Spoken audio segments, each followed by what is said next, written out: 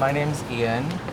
I've lived out here going on 4 years, and surfing is the best part of my day. It really helps me de-stress. I like to be in the water, and I would like to see everyone being environmentally conscious while we're out there. Some of the problems that I see with sustainability in the surf industry is it's a lot of importing of the commodities and or the raw materials, to include the labor, but at the same time, there's a lot of broken boards, mistaken purchases, and it's kind of filling up the waters and the landfills with materials, surfboard materials. So by providing a consignment service and reusing surfboards, we're mitigating a lot of the waste and putting more use into boards where it otherwise would be just tossed away. We clean them up, seal them up for the customers. We also give back time to the community, so they're not out and about, answering questions on Facebook Marketplace or dealing with flakes and no-shows. While surfing can be a great way to get stressed out and have fun out there, it definitely can be very harmful for the environment. They're also made out of fiberglass and resins, which can also break off and lead to microplastic issues. And then animals can eat them, and if the fish eat them and we eat the fish, we are now also eating the microplastics.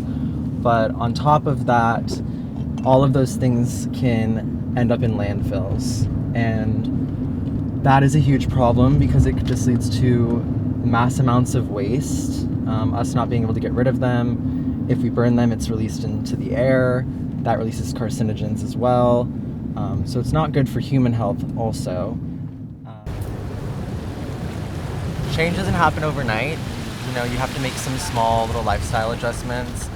Whether that's wearing reef-safe sunscreen, using recycled gear like leashes, buying refurbished boards, whether that's through Facebook Marketplace, friends who are no longer using them, whatever it may be, that will be like the small step you can take before we get to the drastic changes that are required.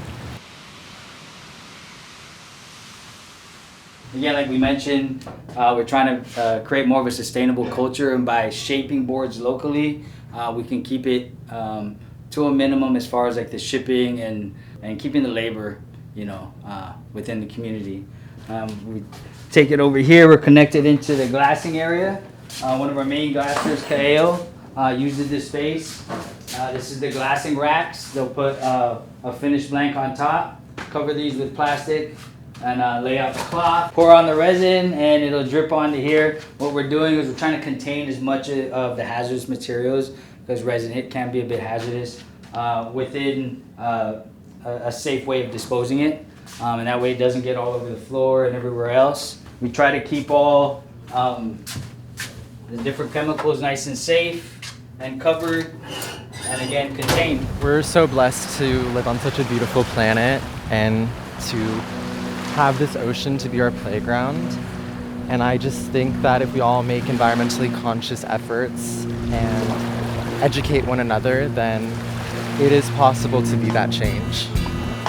So what I hope for the surfer community is that we get to a point where everybody's a little bit more understanding of their space and others where they're at in their surfing journey.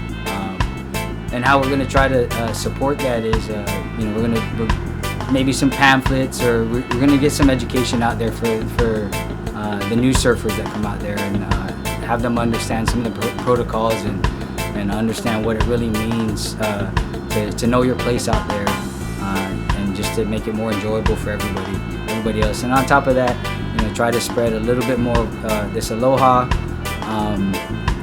and understanding from a lot of the more experienced surfers, just to get it into more of a nurturing versus combative mode of space and experience.